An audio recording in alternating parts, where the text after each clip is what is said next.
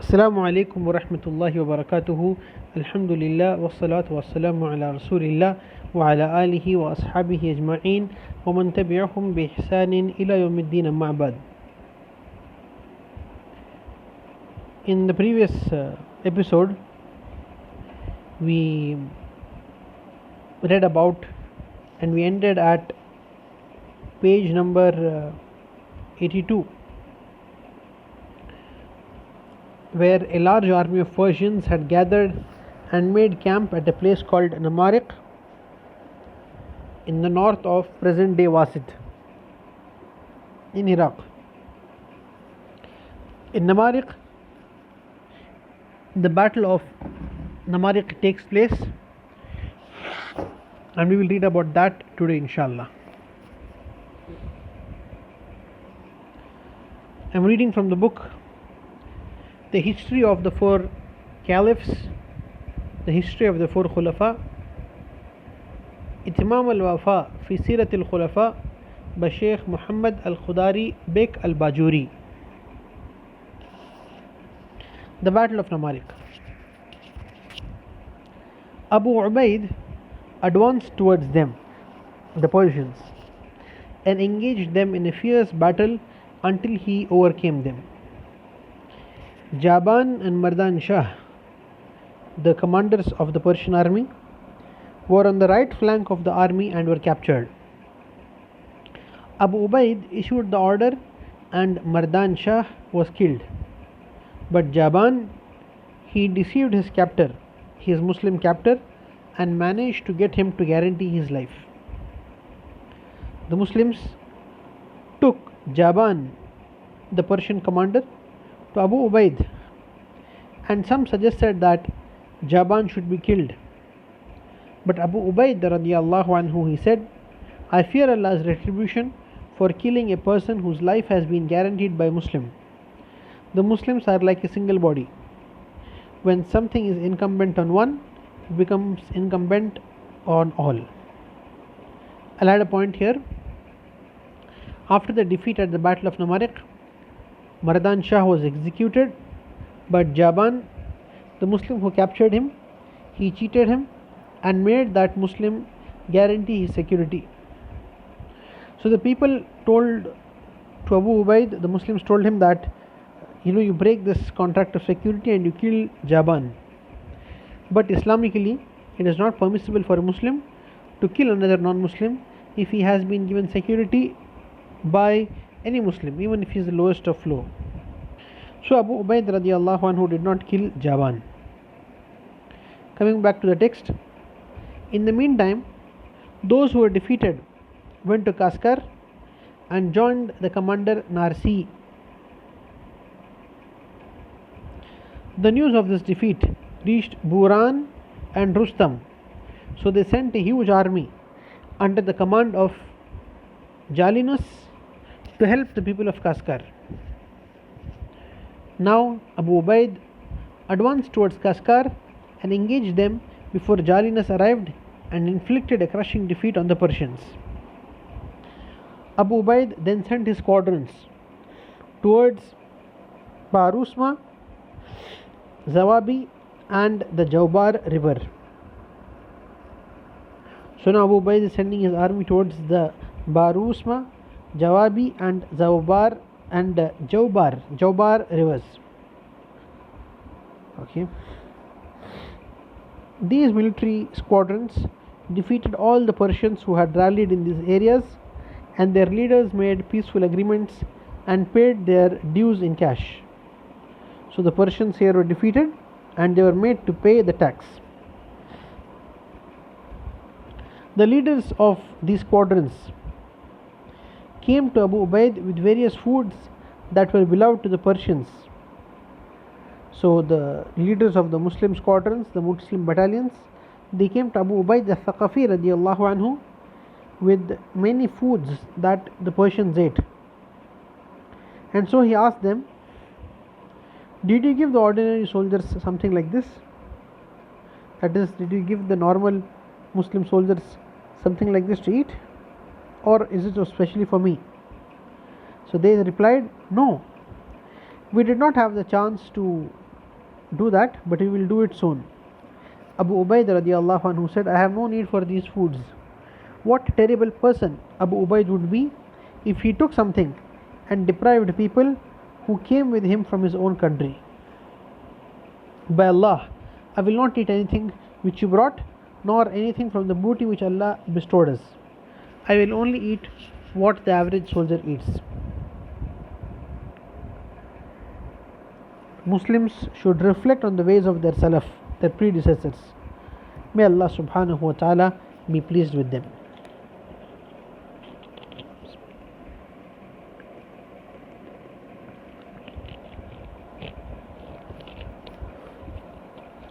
Abu Ubaid radiallahu anhu then advanced to face Jalinus.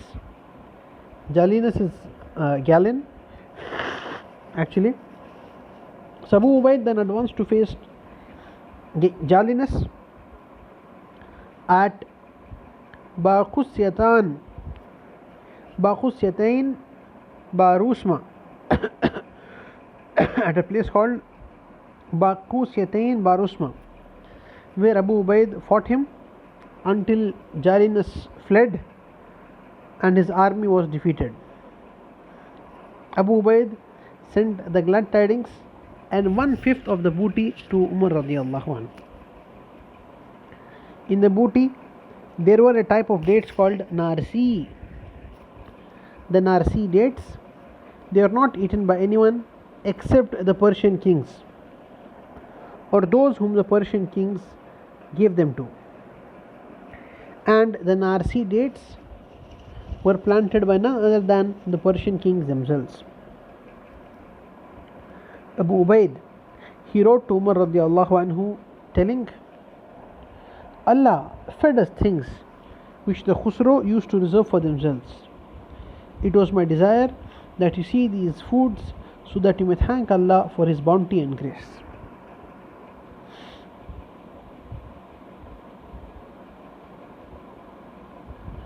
When Jalinus returned vanquished to Rustam, and he was defeated, he prepared another mighty army under the command of Bahman Jadawayh, popularly known as Dhul Hajib, probably because he had a huge flag. Bahman Jadawayh, of all the Persians, had the biggest flag, which was named Dirafsh Kabian. This flag of Bahman Jadawayh, Dirafsh Kabian, was 12 feet long and 8 feet wide, and it was made of tiger skins. When Abu Ubaid radiallahu anhu heard of this news of the coming of Bahman Jadawayh, he returned to Hira, the place called Hira in Iraq. Jalinus continued advancing until he stopped over at Qis an-Natif on the Euphrates River. Abu Ubaid advanced and stopped his army directly opposite to the Persian army with elephants in between them, so the Persians built a bridge across it.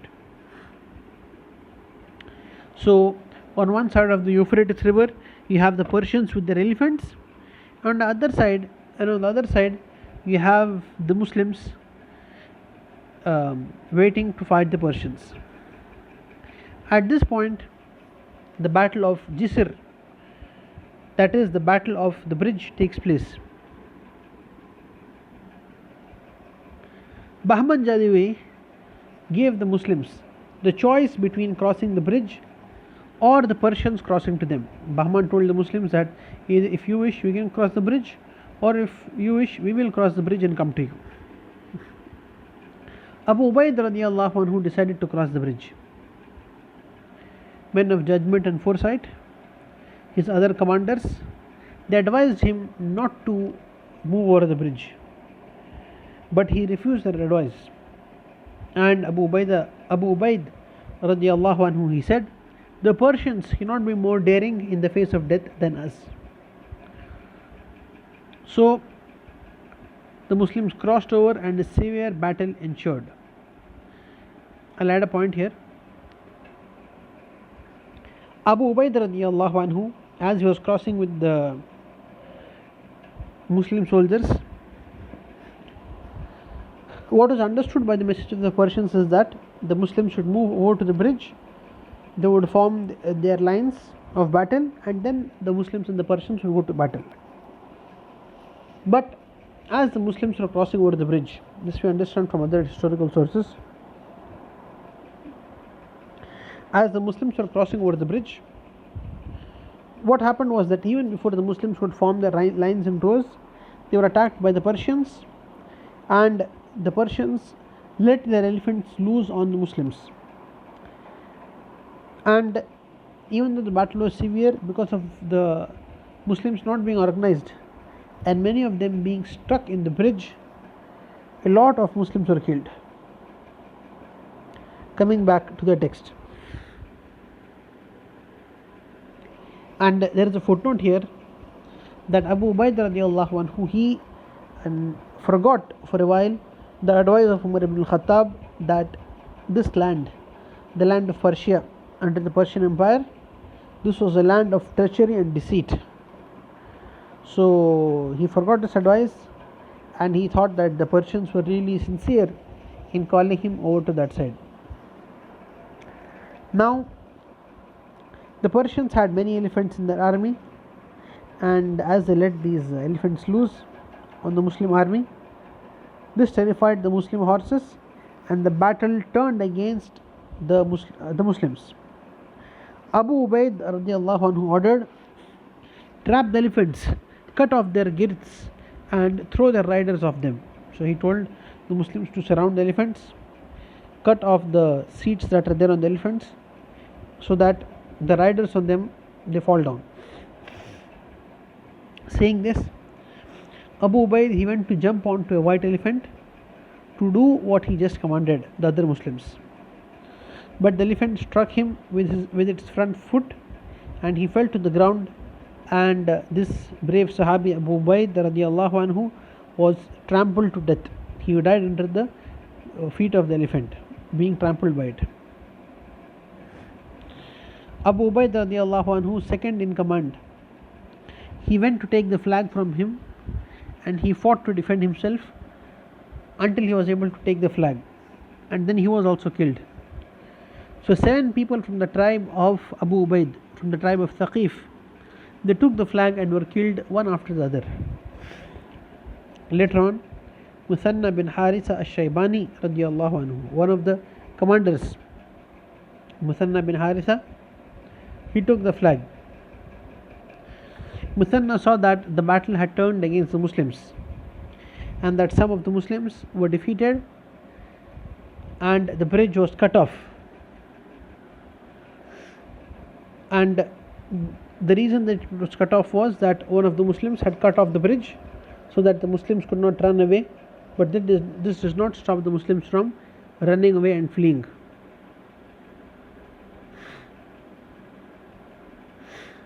Okay. There is another important footnote here.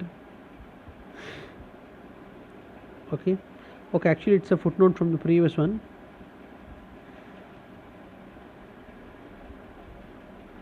I'll read the footnote.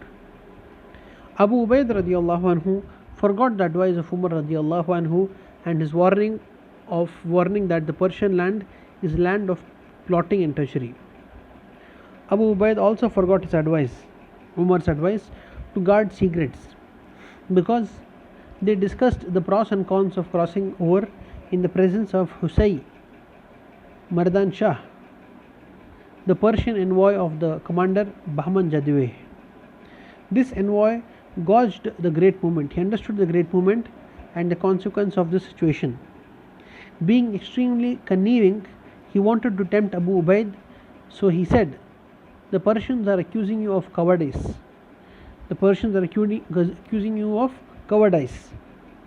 How could he have knowledge of this when he never had any prior experience with the Muslims? This only served to increase Abu Ubaid's determination and his insistence on crossing over, so he rejected the suggestions of his companions.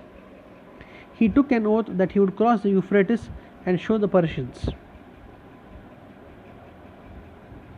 It is also related that Duma, the wife of Abu Ubaid, was a pious woman.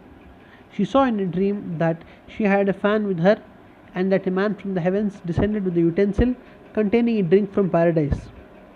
Abu Ubaid drank from it, and then his son Jabir drank, and then 7 of his family members from the tribe of Thaqif, they drank.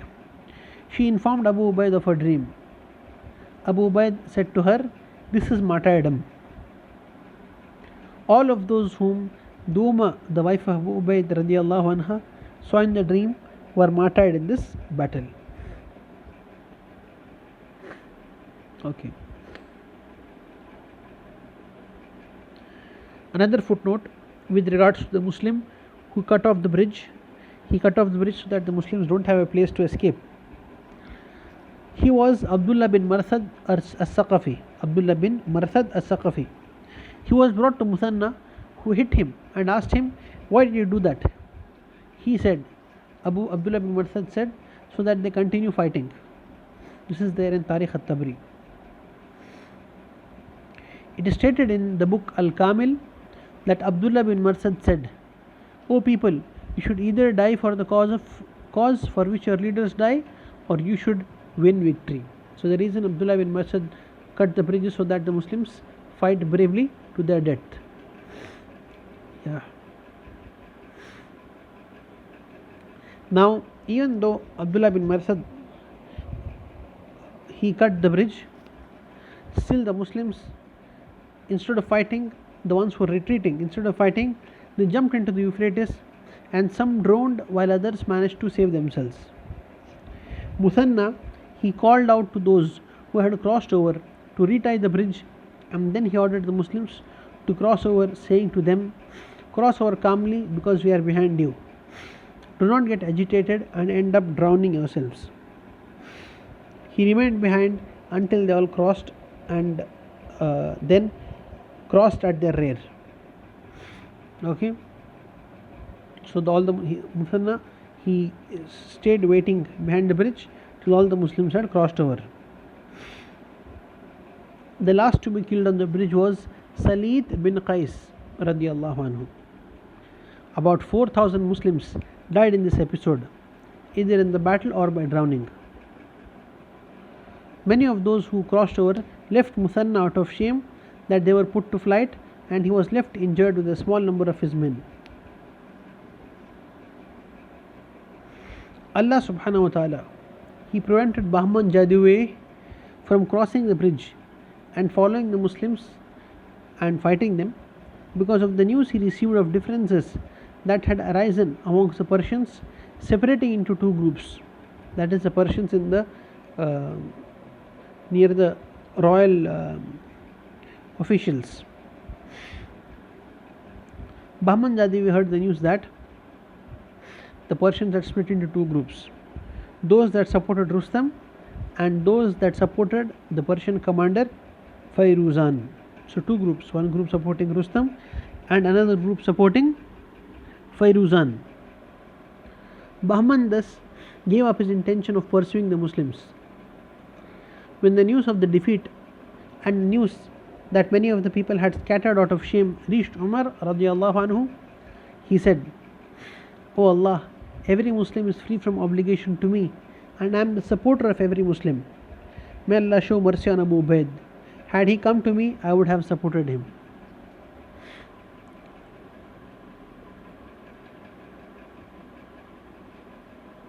The Battle of Buaib. Umar radiallahu anhu did then help Muthanna by sending many armies out to him. Amongst them were Jarir bin Abdullah al-Bajali and his people, and Isma bin Abdullah al-Dabbi and his people. He also asked the former apostates who had repented sincerely to go out to battle, and every time someone from amongst them came to him, he would send him to Muthanna. So now we are studying about the Battle of Buaib. So Umar ibn Al-Khattab is sending reinforcements to Muthanna bin Harisa al-Shaybani. As for Rustam and Fairuzan, who were disputing with each other over leadership of the Persians, When they heard of what Umar radiallahu anhu was doing, they dispatched an army under Mihran al-Farisi to Hira. Muthanna then wrote to Jarir, Isma and their soldiers, telling them to meet him at Buwaib. Buwaib is near present-day Kufa. So Muthanna wrote letters to Jarir, Isma and soldiers, telling them to gather at Buwaib. They faced the army of Mihran with the Euphrates river between them. Muthanna decided to let the Persians cross over to the Muslims because a Muslim does not fall into the same trap twice. He conveyed it to the Persians that they should cross over, and they did this. They crossed over. In the meantime, as they were crossing over, Muthanna radiallahu anhu, he straightened his battle lines and started to encourage and advise the Muslims, saying to them, I hope that you are not defeated today because of your strength. By Allah, wallahi, truly whatever pleases me for myself is precisely what I desire for each one of you. Muthanna displayed utmost sincerity and integrity to the people with his words and actions, and remained with them in both ease and hardship. After this, Muthanna said, I am going to cry Allahu Akbar 3 times. When I say it the 4th time, you must attack. When he shouted Allahu Akbar first time, the Persians rushed towards them. Muthanna saw a gap in the battle lines of the Banu Ijl and sent a message to them saying, the commander conveys peace to you and says to you, do not disgrace the Muslims today. They straightened their battle lines, and Muthanna laughed in happiness at their obedience. Muthanna smiled in happiness at their obedience. The battle got going. Muthanna attacked the heart of the polities where Mihran was. He attacked the center of the Persian lines. The first 2 flanks battled against each other. Neither one of the flanks was able to achieve victory for its commander. Neither the Muslims nor the Persians, but the central division of the Muslim army overpowered the heart of the polytheistic army, devastating it and killing Mihran, the Persian commander. When the 2 flanks, the 2 branches of the Muslim army, they saw this, they advanced towards those who were before them, forcing the Persians to turn back on their heels, completely routed. The Muslims attacked the Persians and they were completely routed, completely defeated. Completely routed, they struggled with one another to get over the bridge, but Muthanna reached it before them and barred them from crossing, so that they scattered, climbing and falling. Muthanna used to count this as a mistake, saying, you shouldn't corner a person unable to defend himself. Muthanna then dispatched a squadron to pursue the Persians, which reached Sabat, a place in Madain, and he conquered it. After this, the path of the Muslims between Hira and the banks of the Tigris river became safe and secure.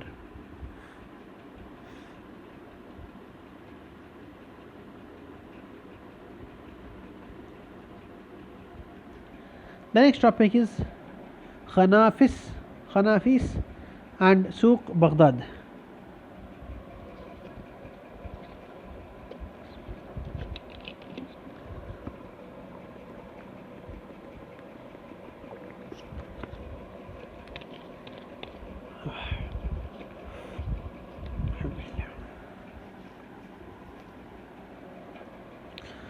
Muthanna bin Harisa al-Shaybani radiallahu anhu, he then proceeded in the direction of Khanafis near Ambar and Souq Baghdad.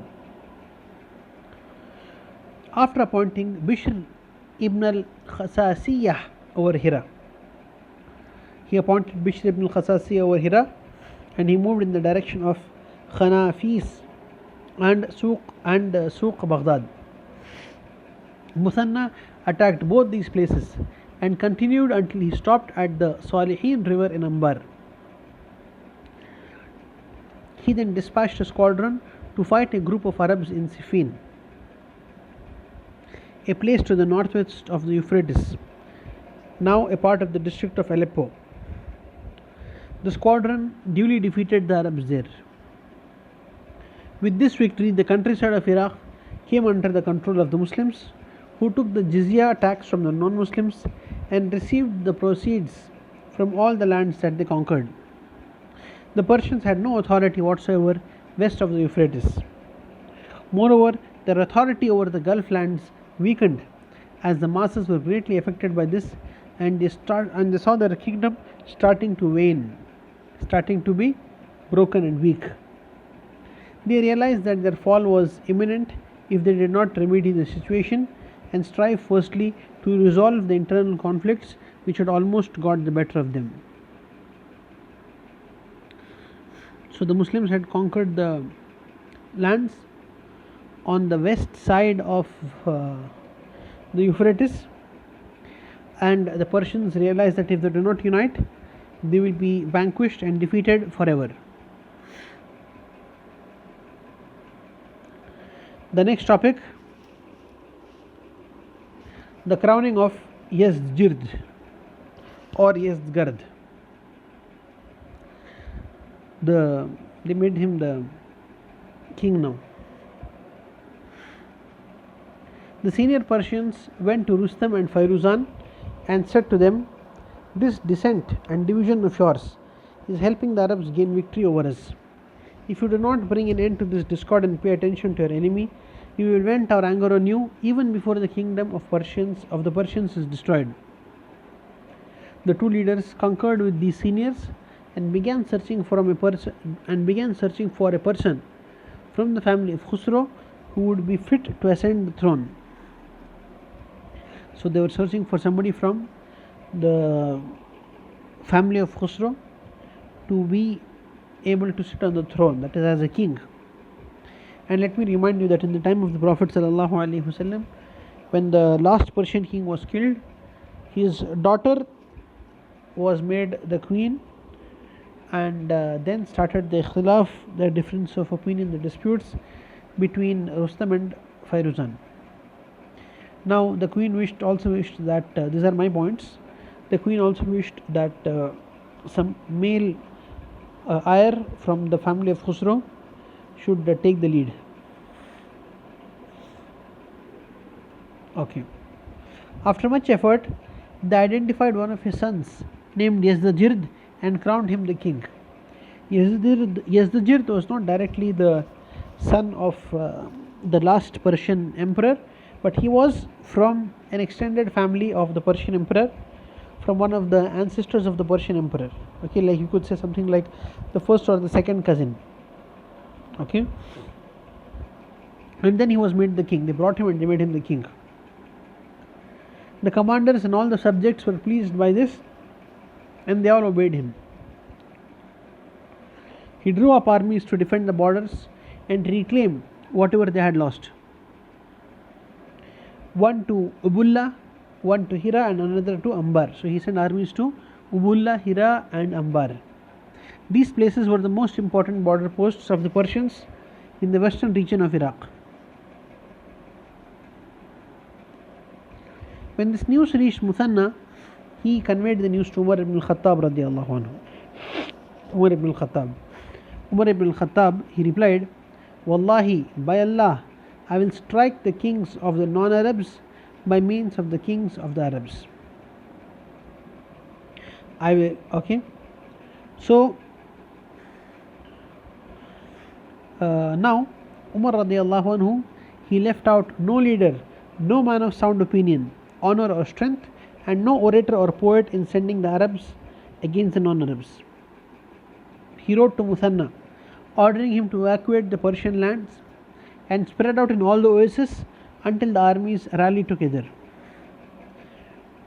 He also ordered him not to leave anyone from the tribes of Rabi'a and Mudar who had the courage to fight, and no horsemen without enlisting him either voluntarily or by force. I'll add my point here. Umar ibn Khattab, he asked Muthanna to take everybody from the tribe of Rabi'a and Mudar who could fight, and every Arab horseman from these tribes they had to compulsorily join the army voluntarily or by force. Muthanna radiallahu anhu thus took his army to the borders of the Persian lands.